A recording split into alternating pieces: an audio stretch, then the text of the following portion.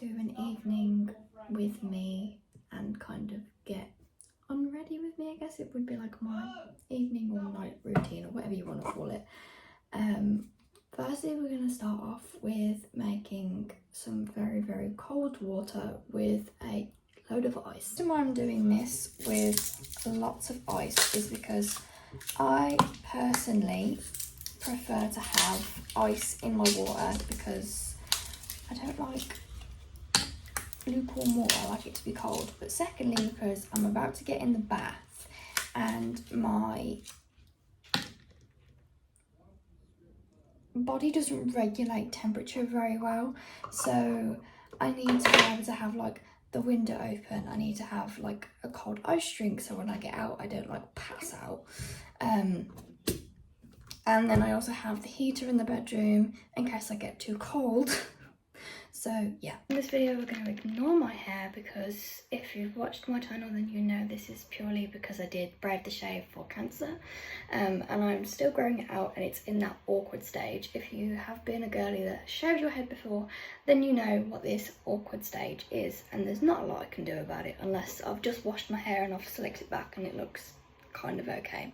But yeah, through this video I'm going to kind of be showing you things that have made life kind of more accessible for me at home, that kind of makes everything easier if I'm struggling or I'm in the middle of a flare, or just in general makes life easier so I'm not in as much pain. Just as I was about to jump in the bath and my 3 alarms went off to take my tablets.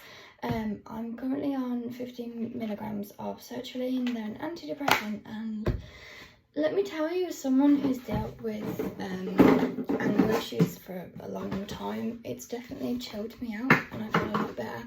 But my anxiety and my depression has got a lot worse.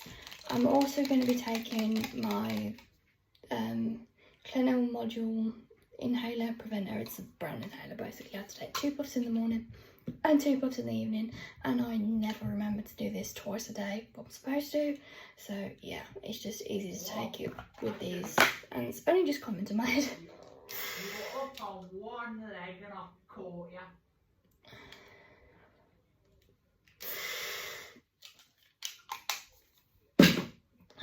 I keep all of my meds, all of the things I need kind of like in one place.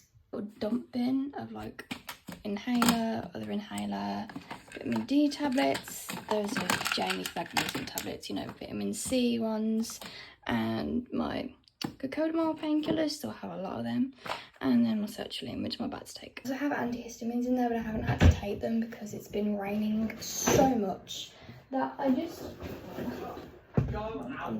to take them. If you've never taken sertraline before, I recommend, if you are still working and you're only on them for like the reasons of mental health, I always put them on for nerve pain, and then told by another GP that they don't actually do anything for nerve pain, and they don't do anything for nerve pain.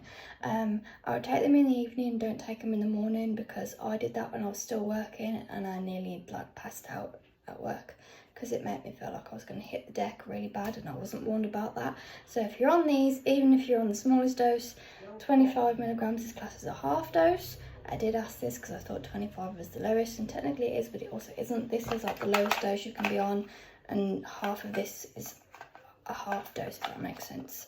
So yeah, don't take them in the morning if you are working and you deal with like dizziness and lightheadedness and you've just never taken them before, because that could happen, and that's what happened to me, and don't recommend doing that. Sit fucking down.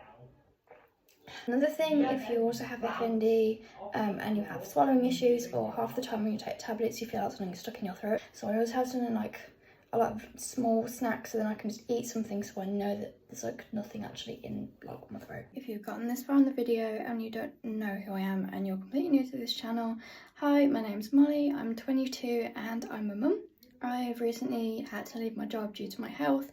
I have functional neurological disorder, also known as FND, and under the blanket of my diagnosis I also have ME/CFS, chronic fatigue syndrome, which really affects my life, and I want to kind of show how I cope with it and kind of spread more awareness of it on my channel. If If you had no idea what I was talking about, then I think I'm going to have the caption of the video as that. But anyway, I'm rambling. I'm going to talk about, and I don't actually know what you would call it, but it's a wooden thing that goes across your bath. I bought it yesterday. I haven't used it yet, but it's got everything I need on it, because usually I would have to stretch behind me to kind of grab things. It would be extremely uncomfortable, extremely painful, quite difficult. And the last time I had a bath, I didn't bring my face scrub like onto the side with me, and I had to kind of stand up and get out the bath and reach up the cupboard to get it, and my vision started going black and it freaked me out. I was like, yeah, I need to figure out a solution to this, and I got one of them. Again, this is the first time that I'm going to be using it, so I'll probably state in this video how well that it worked, but it looks pretty helpful and useful, so yeah. And I can't technically show you, well, technically I can, the pop socket that I currently have, because if I have weakness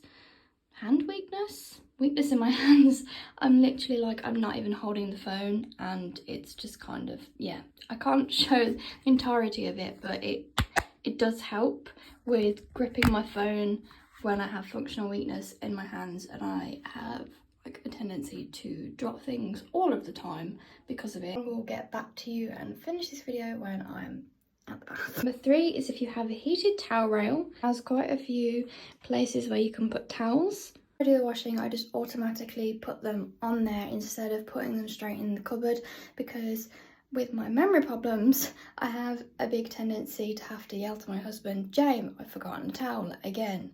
And I've already like pulled the plug out, and like I'm just kind of standing there or sitting there freezing because I've completely forgotten a towel again for the millionth time. So it's a good tip.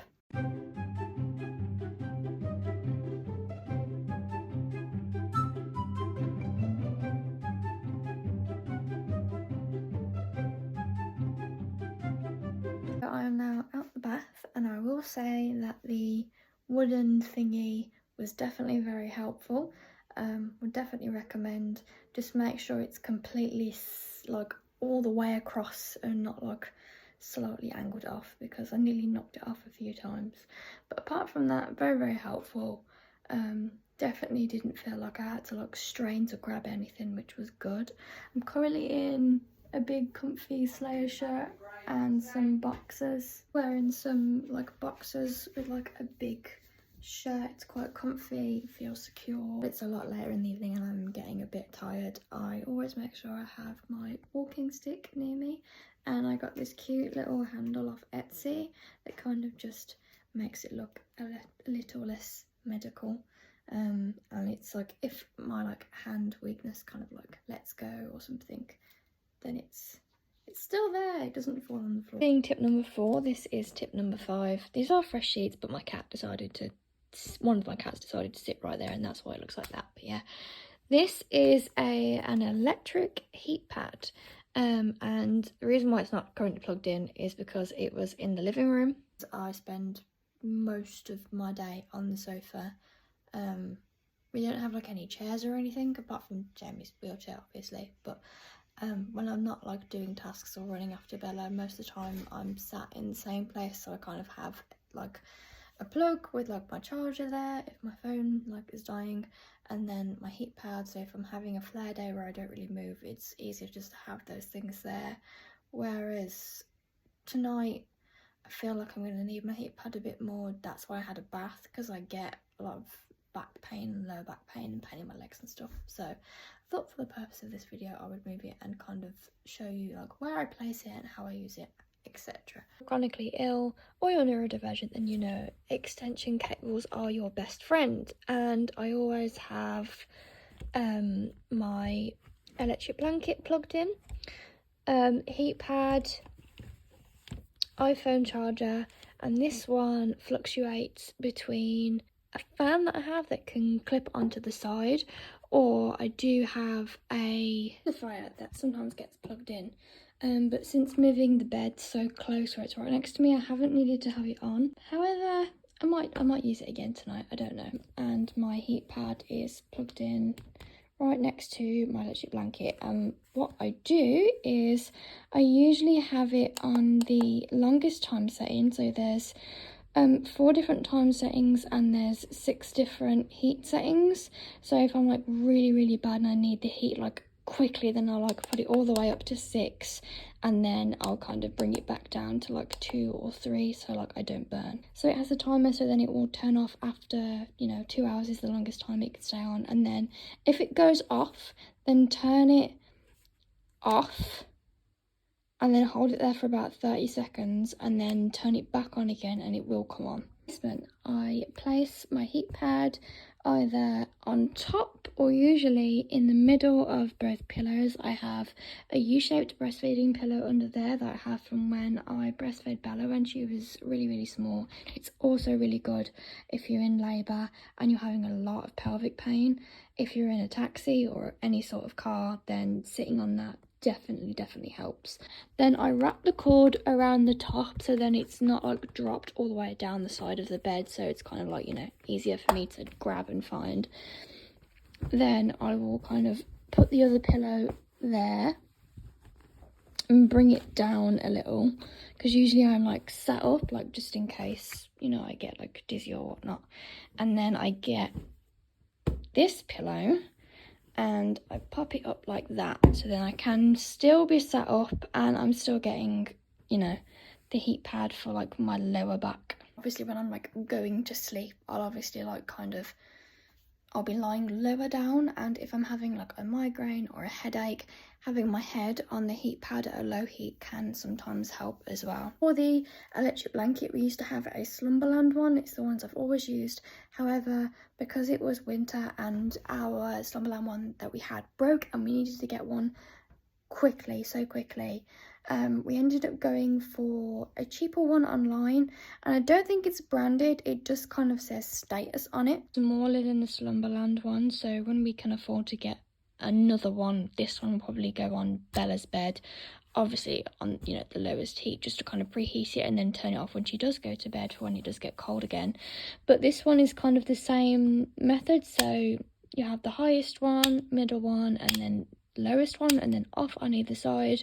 And I usually put it on the highest one to kind of preheat it if I'm preheating it before, like an hour or two before I come to bed. The reason that we moved the bed there as well is I like to be close to a window, so if I'm kind of feeling claustrophobic or my asthma is making my chest really tight, I'm just one of them people that like has to sleep with a window open all night, every night. So that was also a big plus. So if you're like that as well, then I also highly recommend being as close to the window as physically possible.